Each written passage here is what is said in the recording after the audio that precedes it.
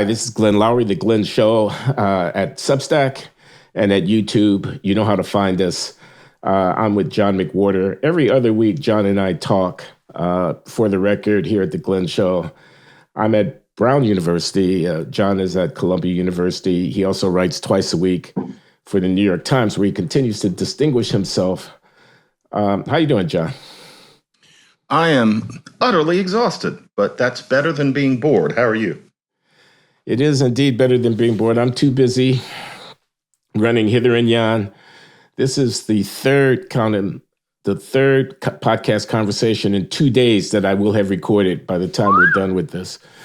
I had a wonderful conversation, though, which will be posted shortly with Sam Harris, the distinguished neuroscientist and philosopher and podcaster. So that was his first time on the Glenn Show, and that was very much worth doing. But I mean, there's just too much on the plate here, man. Just too much. You know, there's one thing that I notice. It's hard that people don't always process, because you see somebody who's maybe in the public and you see them as one thing, and it's natural. I mean, I do it too, but I find that it's not always clear to some people out there when you get asked to do things, and I'm happy to do it, but they don't seem to understand that we have jobs.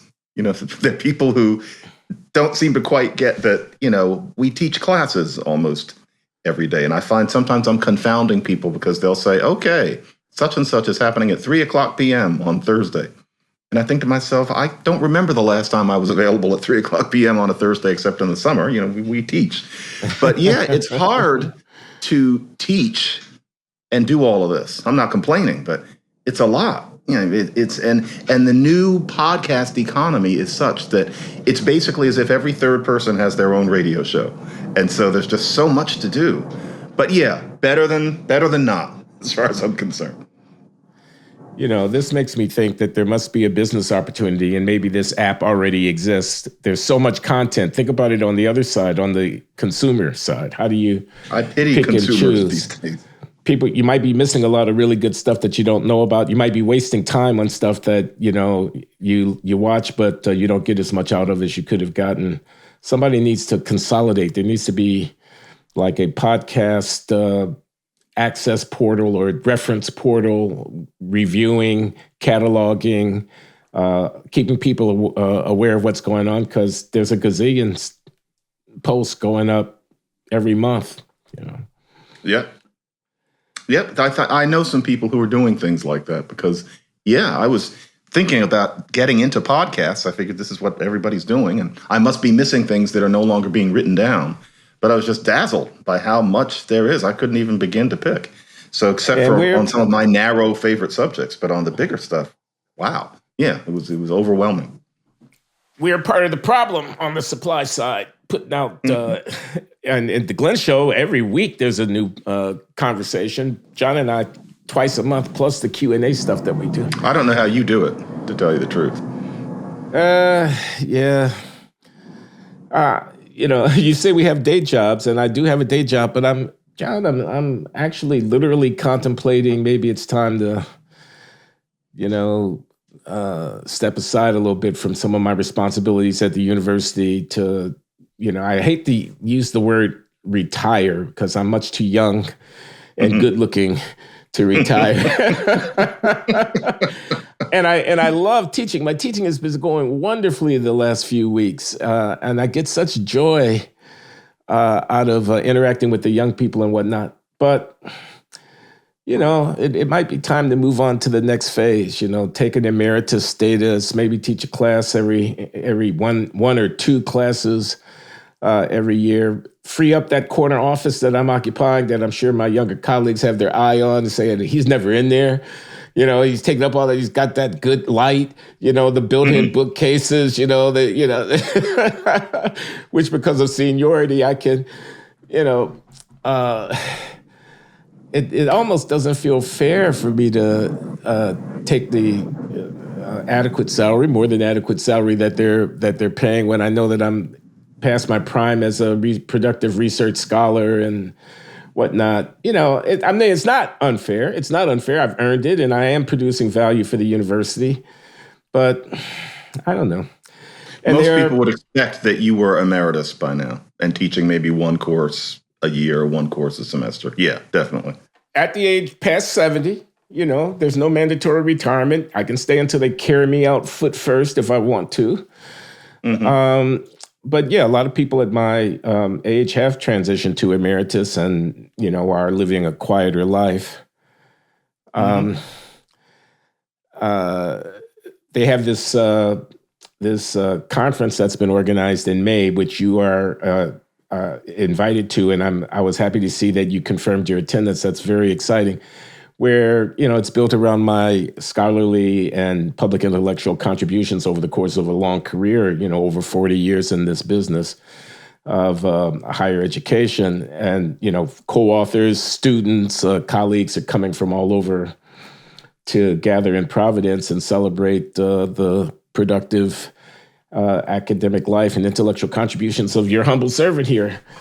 And I'm very honored and pleased by that, and I'm grateful that you'll be able to participate, John. I really am. I will be there. But it seems like that's an appropriate time, to say, okay, great. Yeah.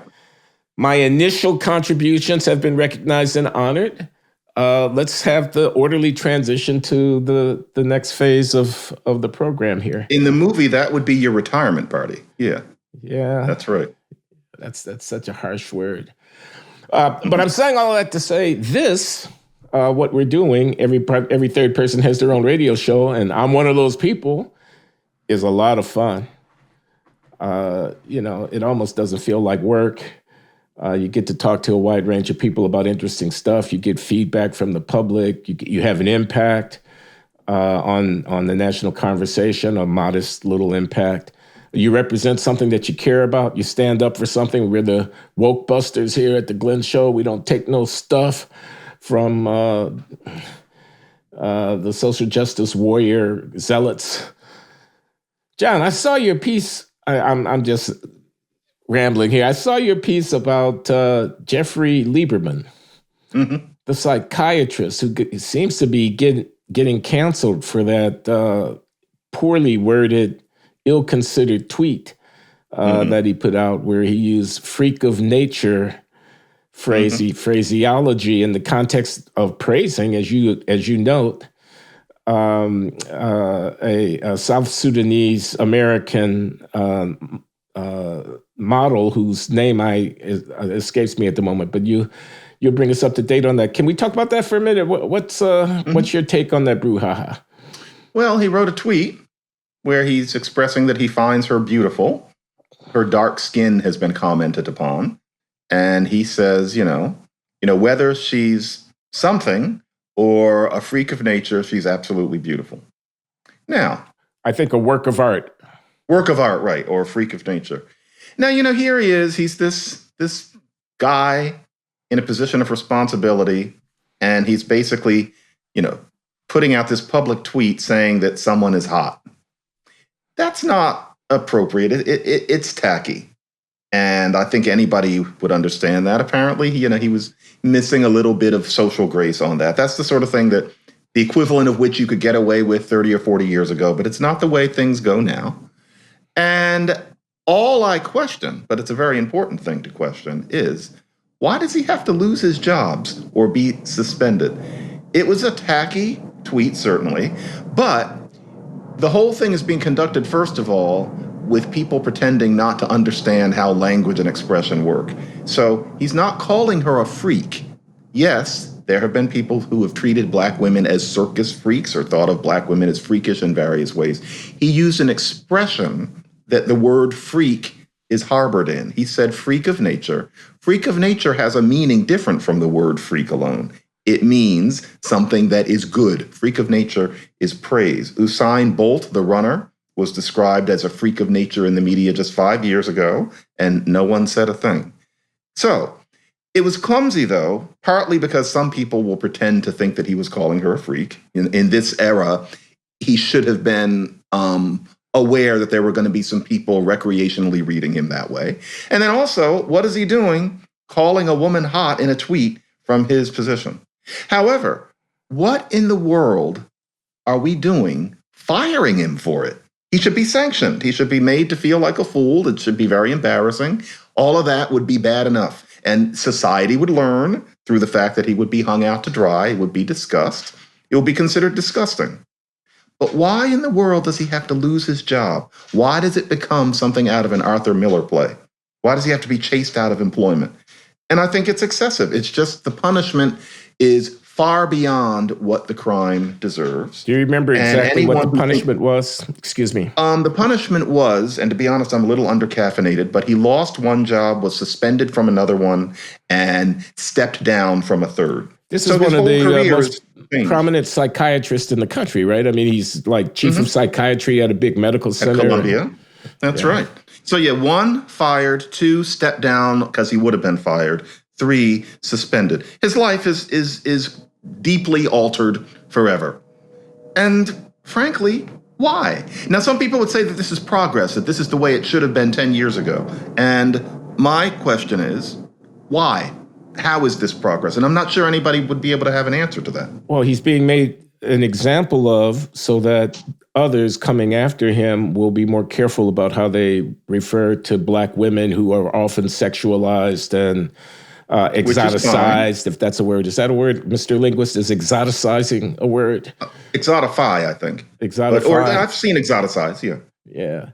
But I mean, that's it, isn't it? It's like, let's teach modern America not to be like mid-20th century America and how they think about Black women. So the next person coming along will think twice before they repair to those kinds of and references. I agree with that, but you'd have the same effect by sanctioning him in public and having an excoriating discussion about it. That would embarrass him deeply, and that would ward off other, guys, especially aging guys, who didn't get the message, that you can't do that. Why does he have to lose his job? And I think what that is this new mood that is more about smoking out heretics than seeking progress. They're treating him like he's dirty.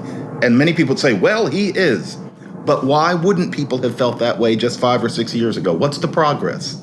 I don't see it. I think that it's gotten to the point that there's a certain joy in the punishment, or there's a certain show that a certain kind of person feels we're all supposed to put on. And I don't get it. And a lot of people seem to think that this kind of excess makes sense where race is concerned, because race is America's stain, et cetera. I don't see it. You could have had the same effect on society by embarrassing the man and criticizing the man. You didn't need to destroy his life. I don't get it. On this freak of nature thing, man, I follow the Boston Celtics. It's a good basketball team, everybody. Watch out, we're coming. And the local cable channel that broadcasts the games has a couple of guys, I don't remember their names now, who are the commentators on the broadcast. They regularly refer to 6'9" people with a 8-foot wingspan when they stretch like that, who can leap 3 feet off the ground from a standing position without blinking an eye, as freaks of nature. They regularly use that phrase. It's laudatory, and it's meant to say, you don't see anybody doing that walking down the street. That's something that is extremely unusual, rare, and special talent, whatever.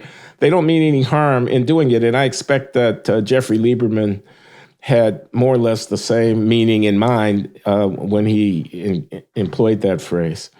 Somebody white says something wrong and gets criticized, and you're the Black guy who defends the person. And the truth is, I will, because I really do think that an injustice is being done in this notion that we are so delicate that we need people to be fired and to have their lives destroyed for one thing that they say in a less than graceful way. Poor Sandra Sellers at Georgetown, the law professor, says that the Black students are clustering in the bottom of her class, has her life destroyed. I've heard that she was destroyed by this, not just in losing the job, but that she's shattered. All of that is just not necessary. It's injustice to the people. It's injustice to us and making us look like poster children. And I really do feel that these things need to be said because a great many Black people feel the same way. I feel like I'm representing a view that we don't get enough of. Just because you see the other view from the people who happen to cluster in the media and academia doesn't mean that's the only way Black people think. But so I apologize to some people if it seems like I'm writing the same column over and over, but I'm going to write that column now and then in the future too, because there needs to be it needs to be represented that not all Black people feel that we need to be treated in this way. We're just moving on over here. We're moving on. What did I want to ask you? The inward policing. Isn't the freak of nature policing and the inward police, aren't they kind of cousins to one another somehow? And isn't the word Negro, which is in the sights of these people, would you fall on your sword to protect the word Negro? Not because you want to use it, but because it's a legitimate word that has a very long and dignified history in the linguistic culture of African Americans from the 19th and 20th century. And it doesn't make any sense whatsoever to ban the word Negro, which is not the Nigger word. It's a different word with a capital N. The Negro of the mid 20th century was a dignified person. I mean, so the American Negro is a phraseology that you'll find in social textbooks and in history, in journalism, the advancement of the American Negro, the history of the American United Negro Improvement Association. Isn't that what Marcus Garvey called his organization, et cetera, et cetera, et cetera? So that's a question about language policing and whether or not something is worth fighting for, and does Negro fall within that in that frame? There are a few things that make it clearer that there's a certain kind of person who gets off on being offended, that it's becoming wrong in some circles to even use the word Negro. And we end up shooting ourselves in the foot because so many wonderful things that we did in the past are called Negro. And so, for example, one of the best classical pieces one of the old-time Black classical composers wrote was called Negro Folk Symphony. It's by William Levi Dawson. That's what he called it because he's in black and white pictures. That's what it was called. Negro Folk Symphony. Do you know that there are conductors across the United States who are refraining from performing the piece because they're afraid of its title and they don't want to get in trouble because of these people who are pretending that there's something wrong with the word Negro? It's now considered a little bit risky to deal with the piece because of its name. And so the people who are pretending to be offended by the use of the word Negro are creating things like that. And yeah, Negro isn't a slur at all. But yeah, it's funny. I'm looking at a book right now. It's a gathering of pieces on race that the New York Times did about 20 years ago. It was actually a very good volume. It was called How Race Has Lived in America. And I remember there was one piece in that was about a rapper.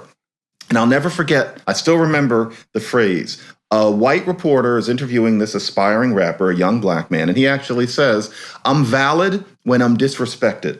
He actually lays that out. The validity, you sense a legitimacy, you sense yourself as important when you can complain about the fact that somebody is disrespecting you. He openly says it about that strain in his own music. And, that is something that describes a whole Black sensibility. Not all Black people. I suspect it's not the majority, but it's overrepresented among the people who have the pulpit of the media and academia and the written word. And so, you've got the N word, and the truth is that people actually using it, it's relatively rare, and it's only one thing, and maybe you get a little bored, and so you start looking for other things to be offended about. So how about Negro? But it serves no purpose because there are Black people really suffering, and you should be channeling your energy into that. It's based on something that doesn't make any damn sense, and yet you insist it does. And so non-Black people stand by pretending you're making sense, but quietly thinking that there's something wrong with you. And it ends up meaning that people avoid discussing things that have that word in it. If you can't say Negro, you can't read out loud half of what Martin Luther King wrote. And that's really becoming an issue. Or you have to read it with, saying, N-word or something like that. This isn't the way things should be. I've written that piece. I did that in the Times. It's just, no, we don't need to make Negro into the new slur. Why do we need to have a slur to be offended about? What kind of frame of mind is that? But it's not a slur. I mean, nigger is a slur. You call somebody something with the intention of injury. unless you're a rapper, referring to the guy on the corner who's also a rapper and is getting more downloads than you're getting. And, that nigga ain't got nothing going that I don't, et cetera. Negro is not a slur. It is this is a manufactured offense, it would appear to me. There's no intention in the use of the word Negro to denigrate. Whereas the N-word can be used in such a way where it's very clear that the intention of the speaker is to denigrate. The word Negro with a capital N is merely a word. It doesn't have that connotation at all, at least as far as I'm aware. Never did. But it sounds kind of like the N-word. And so people have decided that we're supposed to be offended about it because black people are only real if we're offended. The question one is, what then should black people be called? Should we be called black? Should we be called African American, et cetera? And two, why is this issue of how black people are referred to and the sanitizing and policing of it so vitally important? Is there any comparable set of debates that goes on for other identity groups? I don't know, Jews or Italians or Irish or whatever. This question to you, I Mr. remember, Linguist. and no, not to my knowledge, people are not as obsessed with this issue of what one is called. And so, for example, an analogy, at some point in the late 80s, Hispanic went out of fashion in certain circles, and we started saying Latino. Yeah. But notice that Hispanic is not treated as a slur. It's still around. You see it on paper. Many Latinos still refer to themselves as Hispanic. Nobody is going to throw a rock at you if you use Hispanic.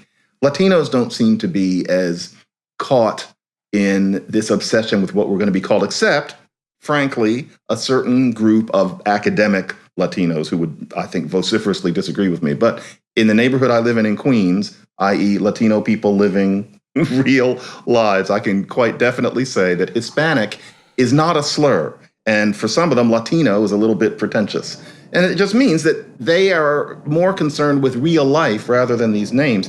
It's one of these fish don't know their wet things, because it seems so ordinary that black people, some, are that concerned with the names and whether you're going to capitalize black or not.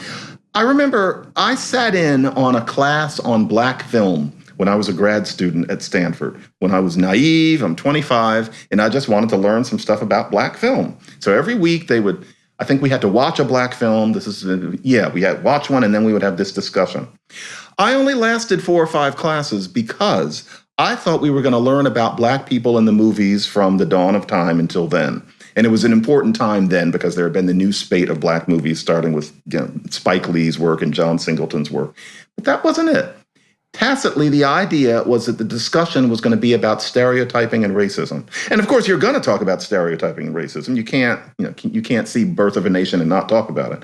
But as we started moving through the century, I saw that all anybody wanted to talk about was racism, as if that's the only interesting thing to say about all the things that black people have been doing in the movies for, over a century now. So I just had to go. I realized this is not a class about black film. This is a class about racism, where we use films to stimulate conversations about how the white man is, doing bad things to the black community. That was typical. And that's what this name thing is. The essence of blackness is complaint and anger and being offended. It does us in. I honestly believe that. Now I'm told that there is, in reaction to the word Latinx, a rebellion in some quarters of the Hispanic community. I use those words advisedly, but I'm thinking about Chicano Mexican-American people in Texas and California who might object to Latinx. What do you have to say about that? What's the genesis of Latinx, and what's the nature of the objection? Well, the idea of Latinx is to avoid mentioning gender with the word, because Latino is a masculine, Latina is feminine. The idea is to get beyond that kind of binary by saying Latin X. And that's a concern that certain Latino people, mostly academic and in journalism, have. But the thing is, it's a term that is not catching on remotely with most Latinos. Most Latinos don't feel that erasing that indication of gender is especially important. Some people are offended by it. And the truth is, X is a weird letter. The word Latinx could be argued arbitrarily to be rather ugly. You don't want to say it all the time. And so, yeah, there is pushback. The way I see it is that it's a register thing. Latinx is going to catch on among a certain kind of highly educated person, but it's never going to have any purchase on the community. I don't know if that's wrong. So is this related to the pronoun issue about transgender identity?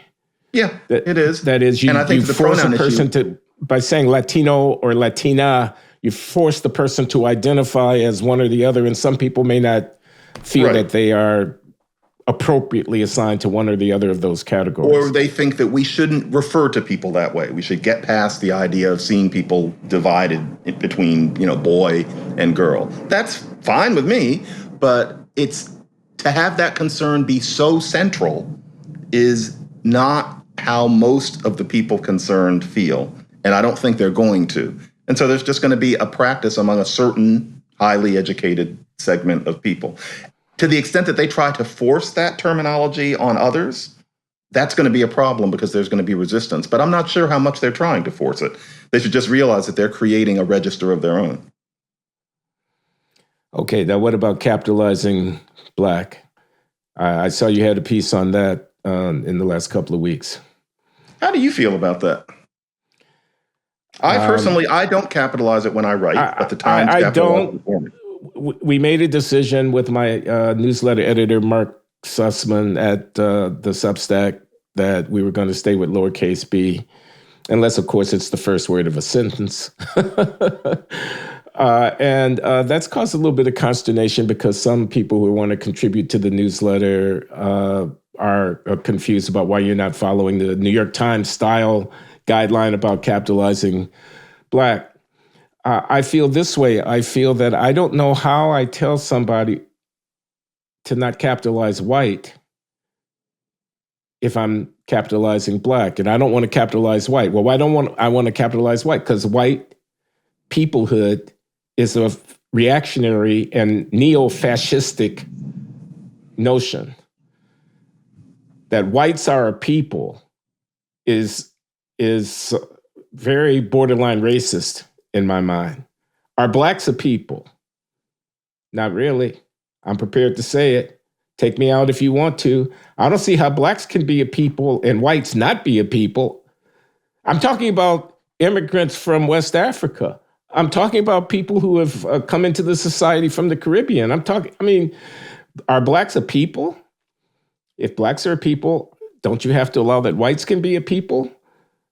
We're Americans here. I don't like African American, frankly, but I'm not going to fight because we're way down the line on that. But when Jesse Jackson first started promoting this idea about African American, I was very cool on that.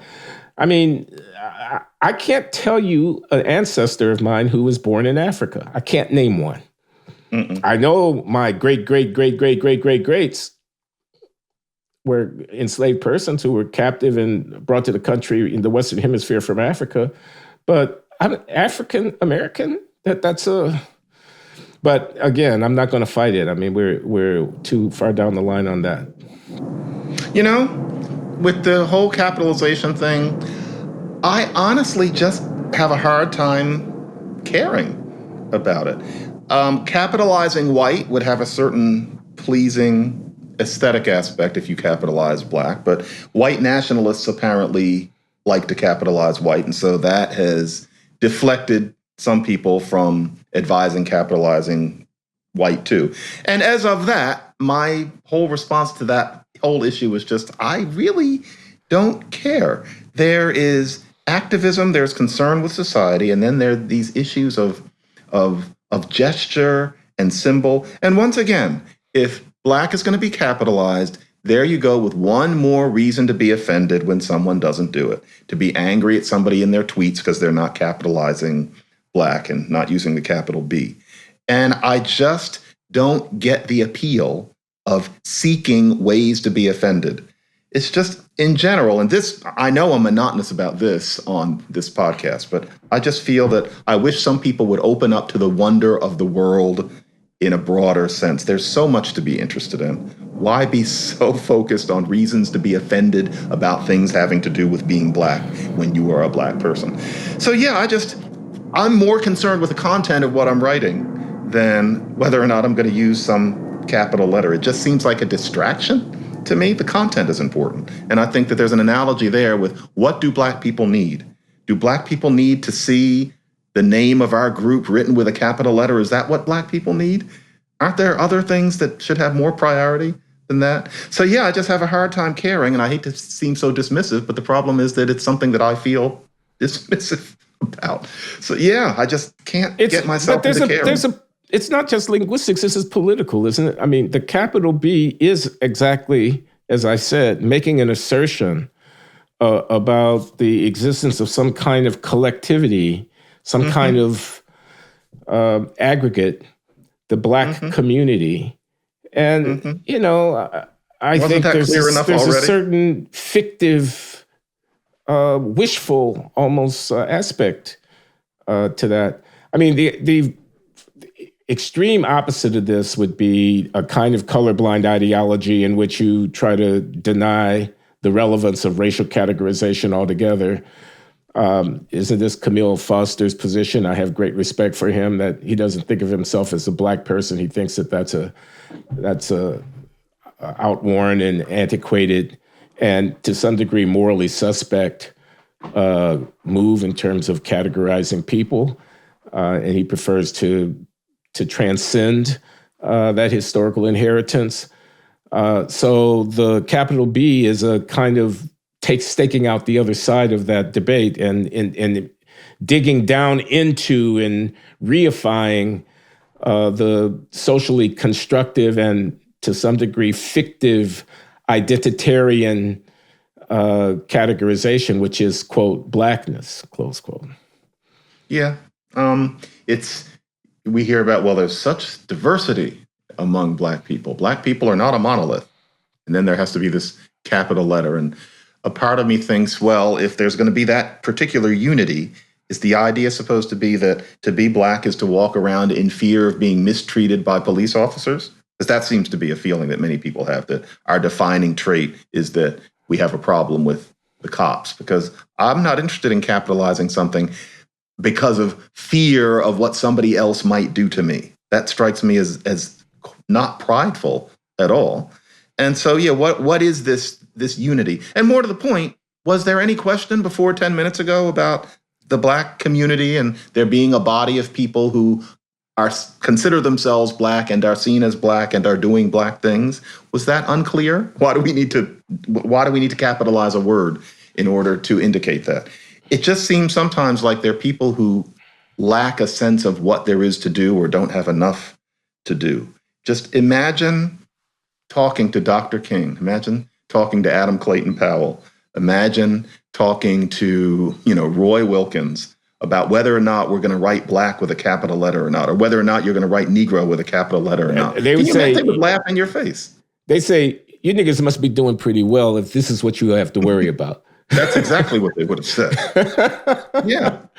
I'm putting mine, of course, and we should mention Thomas Chatterton William in his book, Portrait in Black and White, Unlearning Race, and his anguished consideration, he being the product of a mixed race marriage, his mother white, his father Black, married to a French woman who I think you have to categorize as white, looking upon his children who are 1/4, quote unquote, Black, staring into the 21st century and wondering in what sense and to what extent and for what reason has his child got to be Black, and interrogating that whole presupposition.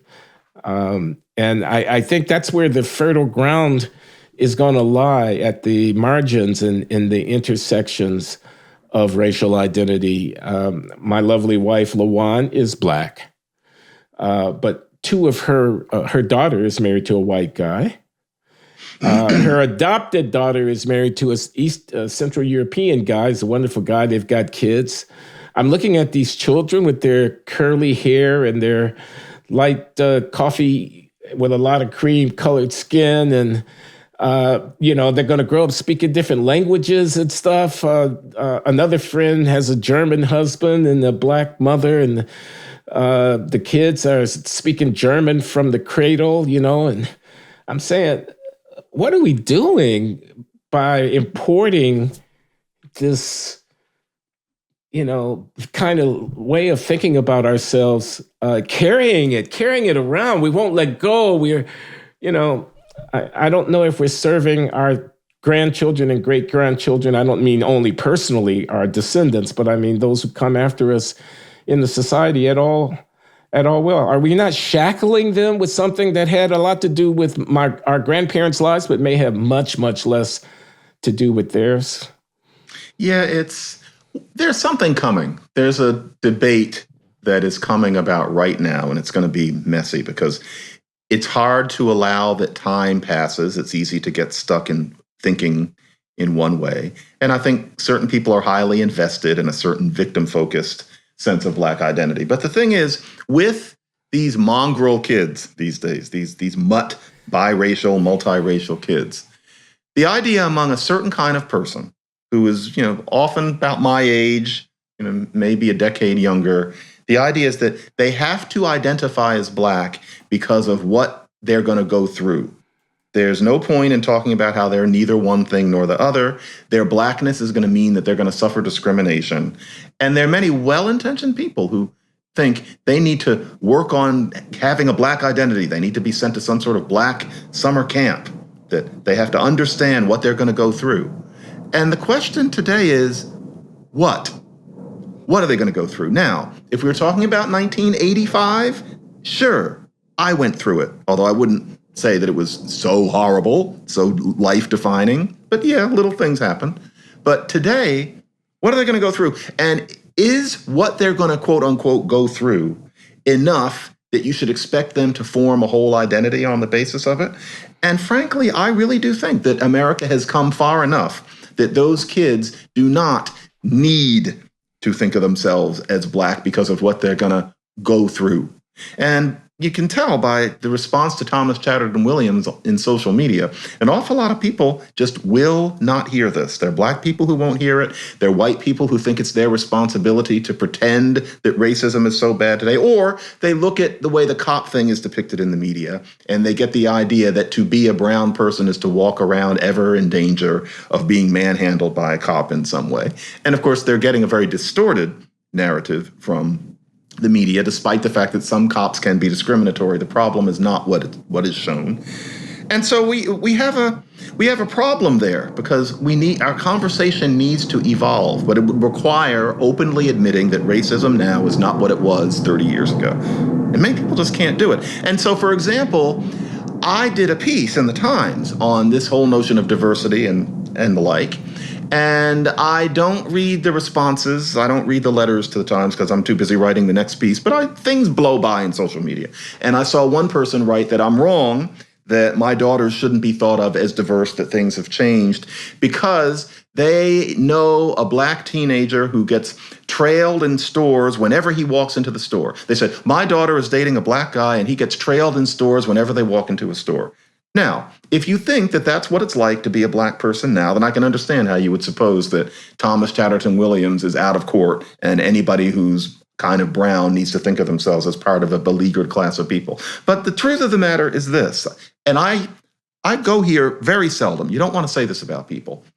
That's a lie about that boy. He is not trailed every time he walks into a store. It may have happened to him one time, maybe two times. It may have happened to him never. Because the thing about the trailing is that sometimes you walk into a store and it's the salespeople's job to come to you and try to sell you something. I am quite sure that a lot of people are interpreting that as being trailed. That boy's not trailed. Sometimes people just lie. It's a poetic truth.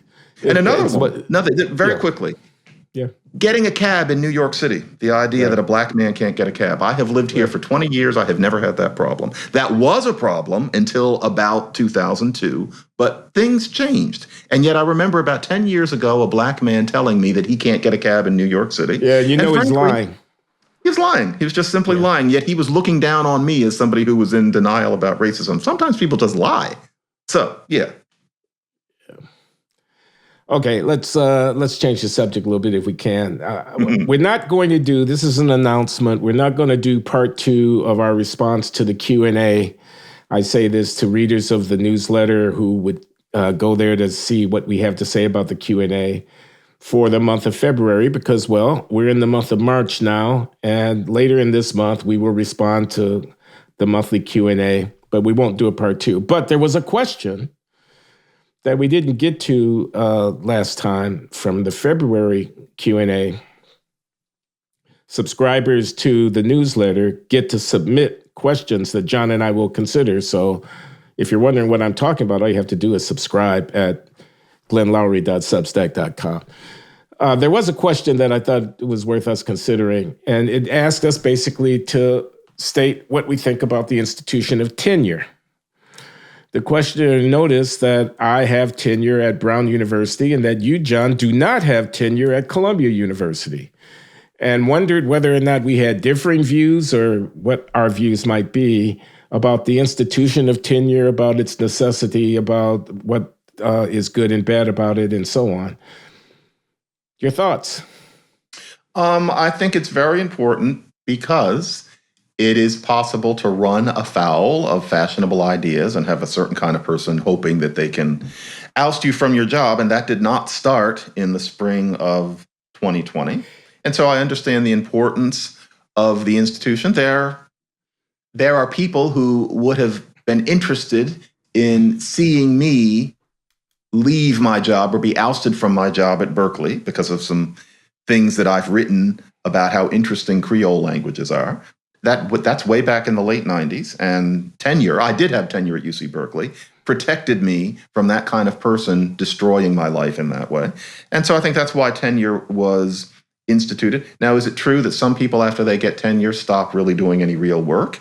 That is a problem. But the reason I don't have tenure is rather dull. It has to do with administrative aspects of Columbia. And the mundane truth, the reason I don't have tenure at Columbia is not because Columbia won't give it to me or something like that.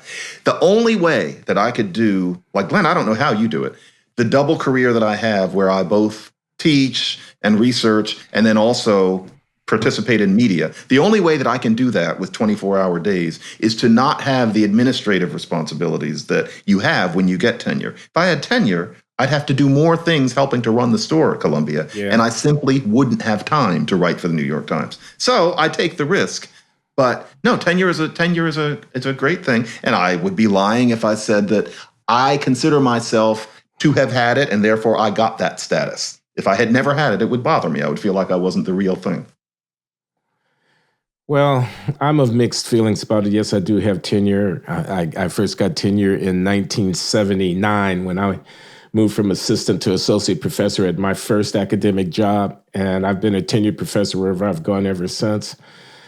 I'm of two minds about it, actually. I think tenure in the absence of mandatory retirement can be a problem, because I think there's a curve of productivity over the life cycle, and you peak somewhere and then it tails off. Even if you're working hard, you're not as productive when you're, almost all people are not as productive when they're 65 or 70 or 75 as they were when they were 35 or 40 or 45. Varies from field to field, but I think that's generally true. And with tenure and no retirement requirement, people can stay well past their sell-by date. I mean, they can stay on into their 80s. The incentives there are kind of messed up. Now, the institution, I suppose, can try to encourage people to accept retirement by offering them various financial bonuses and securities and whatnot. And they often do. And they do. The ostensible primary rationale for tenure is to protect intellectual freedom so that people will not have to worry that their job security is jeopardized by them being, off the beaten path in terms of what their thinking is about controversial matters. And there are cases, I think of Amy Wax at the University of Pennsylvania, who is under severe fire as we speak. I mean, she would be gone, I feel confident, but for tenure from the law school at the University of Pennsylvania. She would have been gone 3 years ago. Yeah. Because of her controversial views about race and about immigration and about culture and whatever else. And I'm not endorsing those views here. I need to say some of her offending statements have been made right here at the Glenn Show, and I will continue from time to time to talk to Amy Wax here at the Glenn Show because I think she's interesting, and in a way, maybe because I'm just thumbing my noses at the cancel people who don't want to give her any platform whatsoever. But that's not the primary reason. I think the stuff that she talks about is worth arguing about. So anyway, but never mind. But for Tenure, she'd be gone. There are cases like that. My case, I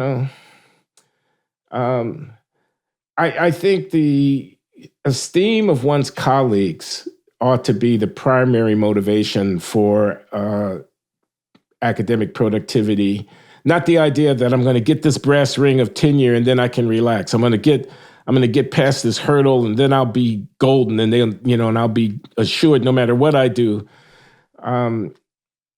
So I'm of two minds about it, actually. There's no doubt that an awful lot of people after tenure stop being as productive. There's a kind of professor who really enjoys administration more than they enjoy doing research and writing. I've always found that peculiar, but there's a certain type who does what they're supposed to do for 7 years, maybe 7 years and change. They get the tenure. Then what they really want to become is a dean of some sort. And they start doing that and they don't really write or research much again. Then there's a kind who isn't especially interested in being a dean, but we know who never really does any real work again. Often they are very dedicated teachers, though. And the idea is that they're going to instruct students and inspire students. They like undergraduates and also they mentor graduates, but they don't really do much work of their own. And the question is, what is the university supposed to be for? And I'm not talking about people who are just complete deadwood, but they're people who would really rather instruct than do research and write long sentences and long papers that, frankly, not many people are going to read anyway. I can kind of understand that. And I guess I understand the kind of person who gets tenure and then would rather run the school than do research. I can kind of understand that. Although sometimes I wonder, shouldn't there be a kind of person who doesn't have to go through the hoops of getting the tenure at all and just, goes to deaning school or something like that? But yeah, there are a lot of issues. There's a lot of mission creep in what the modern university is. And tenure is a funny thing because it kind of snakes through a lot of unstated assumptions and outdated assumptions. There are too many schools anyway. That's another thing. Too many people have to go to college at all.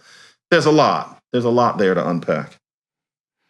It's not the only alternative. You could consider long-term contracts that don't have to be lifetime. You could consider 10-year appointments that would be renewable. That's what I have. Where there'd be some guarantees that you couldn't cancel the contract just because the person was a Trump voter or something like that. Mm-hmm. But, John,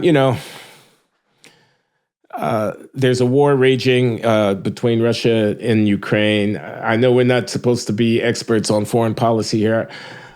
I feel like if we didn't say something about at least acknowledging that as we speak, we are aware of what's unfolding. This is the largest, most concerning conflict in Europe since the Second World War.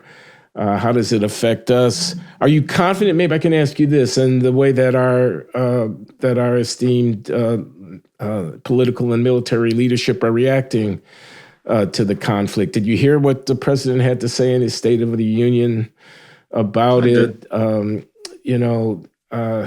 There are people who are saying that, here's Tucker Carlson's take. He says, I was wrong, and he was wrong because he downplayed the possibility of conflict when the Biden administration were leaking their accurate security forecasts that the massing militarization on the border was going to lead to an incursion. They were predicting it. They got the day wrong, but they didn't get the fact wrong.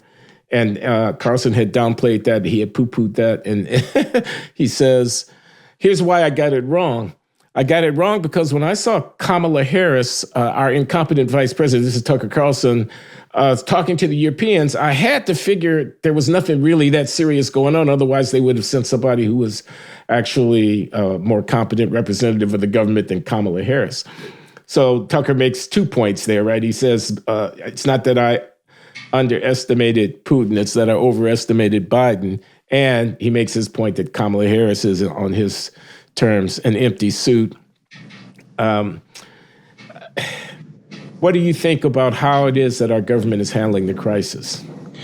Well, this is a tough one because I think there's all indication that what Russia is going to do is incinerate several Ukrainian cities, and Putin wants to take Ukraine over. Putin thinks Ukraine should be part of Russia, is part of Russia, and always was, and has never gotten over it being allowed to be its own nation. That's what he wants. That has been an obsession of his, and so there's no dealing with him. And the only way to stop this would be to arm the Ukrainians to such an extent that they could keep that from happening, and that seems to be pretty much impossible. Therefore, we would have to go. There's this notion that we're absolutely not going to send troops. But frankly, to reverse this, I mean, I'm no military expert, but it would seem to me that we would have to send some to keep that from happening. And the scary thing is that there are many, many, many, many, many people in Russia who are genuinely under the impression, because of media distortion, I think it's because of media distortion, that this was a defense operation, that there really was a critical mass of people in eastern Ukraine who were trying to do Russia in, and they were going to have this uprising and start killing ethnic Russians, et cetera, and that therefore this was needed, and that NATO was possibly, encircling and was threatening to attack Russia. It was against Russia. And, there are clips that can be made to look like that. And so a critical mass of the people are under the impression that this really had to happen, and there's very little way for them to see otherwise. So it's a very sad thing because this is very Hitler. Putin sees Ukraine as a state that's seceded. Ukraine sees itself as an independent nation and culture with its own history, but Putin won't have it, and Ukraine can't defend itself from what's going on. This is in my lifetime, this is the first time I've ever seen this. It's like seeing something that's supposed to be in black and white or in some picture book. It's appalling. And, the way Russians feel about it, the way Russian Americans feel about it, the way Ukrainians feel about it, I'm still taking it all in. I'm impressed by Zelensky. But many Russians think it's good. That's another scary thing about it. Excuse me. I think we should actually dwell on that for a moment. Many Russians are behind what Putin is doing. I hear from a Russian friend of mine with whom I have communication, who is dead set against this war and is humiliated and embarrassed that his country has undertaken such an action, but that he's a 30-something.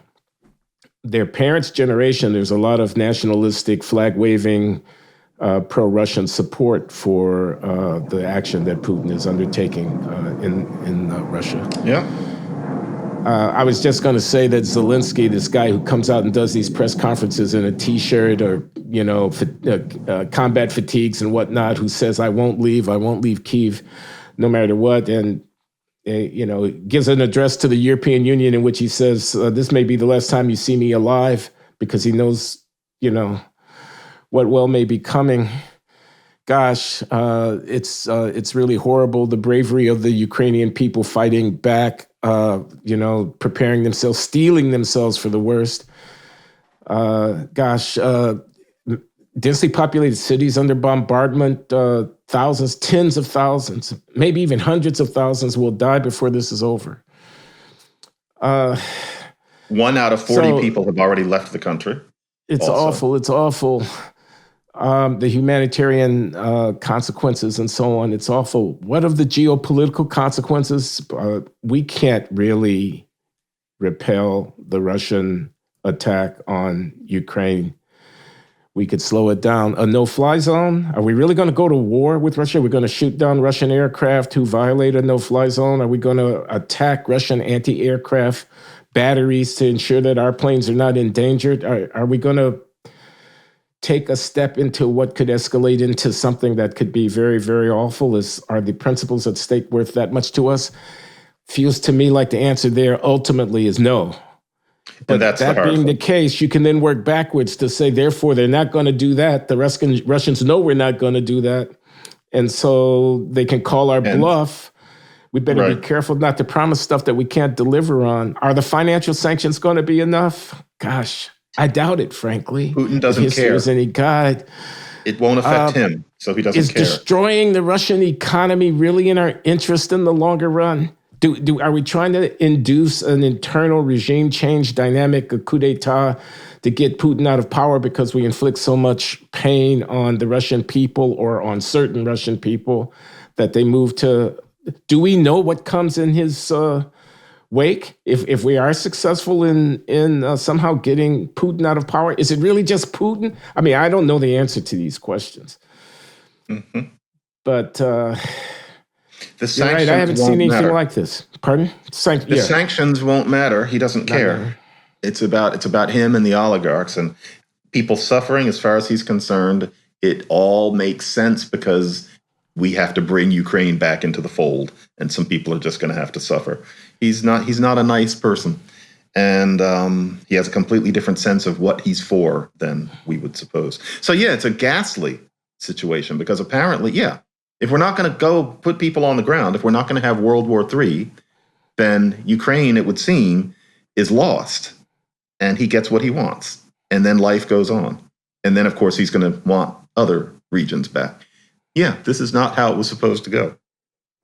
Well, to draw a connection between the two parts of this conversation, it does make the race debate in America seem small when you put it into the global geopolitical context of the survival of nations and of the possibility of total war.